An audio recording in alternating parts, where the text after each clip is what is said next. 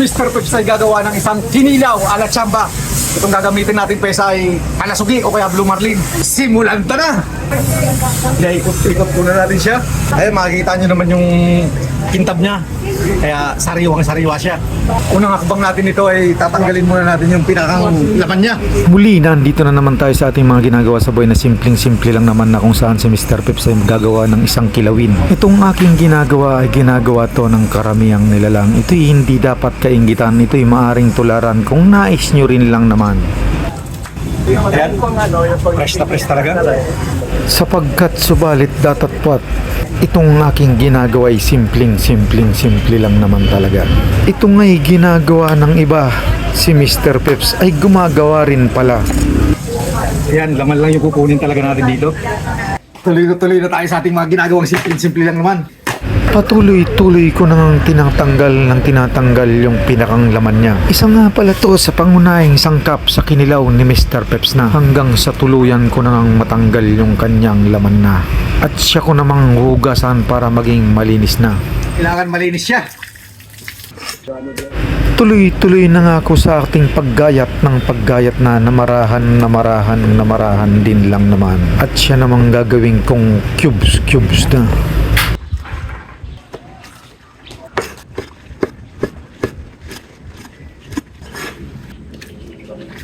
Itong aking ginagawa, ito'y pwede kong hindi tingnan basta't ito'y kabisado ko lang yung aking ginagawang simple lang naman.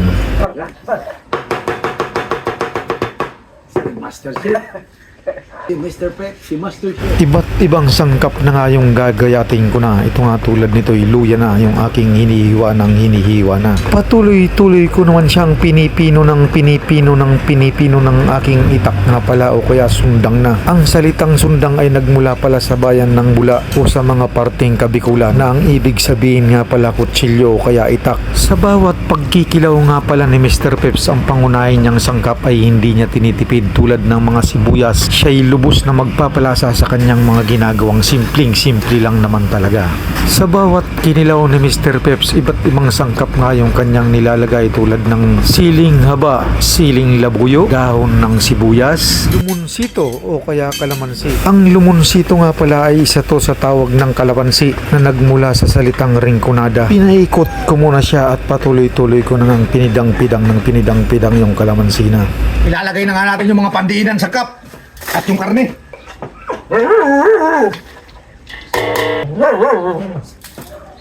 Hiniram na natin sa Magic Ajinomoto. Di mawawala talaga dyan yung pampatamis ng buhay. Itong ating ginawa ay version nga pala ni Mr. Peps to, hindi version ng iba. Hindi ko pala lalagyan to ng suka kasi mas gusto ko yung fresh yung meat niya. Kalamansi lang talaga yung pangkaasim natin ito. Kailangan lang dito malinis yung ating kamay sa ating mga ginagawang simple lang naman, lalo sa mga dito pagpipiga at pag-mix. Wala na tayong ibang gagawin dito kundi i-mekos siya. Dito natin sa baluwag para hindi siya matapon. Amoy pa lang, masarap na. Dila na lang natin yung husga kung gaano kasarap siya. Pwede na. Natakam na.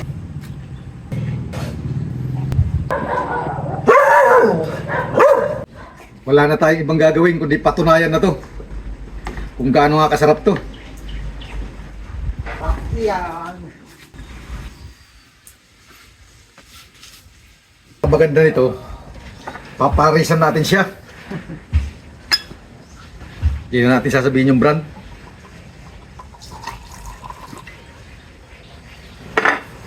May kalor tayo lagaw. Siguro bago sila, si Mr. Peps muna ang magpapatunay na kung gaano nga kasarap to. Dila na lang natin yung husga.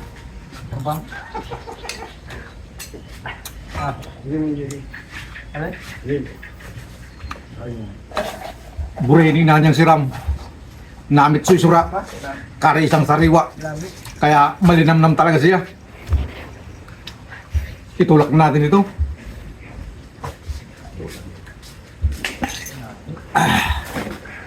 Suwabe. Umahagod na. Slowly lang. Shoutout sa ating lahat. Tara! Ipatikim na natin ito sa iba. Naturalmente, kukuha tayo sa buhat. Lalong-lalo na ito. Isa talaga ito sa chef sa barko. Yung magkapatunay. At nandito rin yung Bicolanong Uragon. Titikman na nila. Kaya sa Tikman gadan. nila kung gaano nga kasarap tong gagawin ni Mr. Peps. Anong masasabi mo naman? Grabe. Hindi sa tinipid sa Ricardo, talagang ibinuhos talaga yung po pwedeng magpasarap sa kinilaw. Ikaw? Masarap. Ngayon lang ako nakatikim nito. Grabe. Yan, tatagayin na nila. Tat.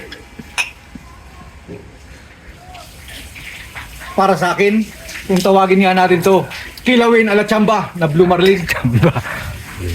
Siguro, na chamba na nila. Sa kachamba rin ako nakakuha ng amo. Ganito. Masarap. Umilaw. Salamat, ingat, hanggang sa muli, babu!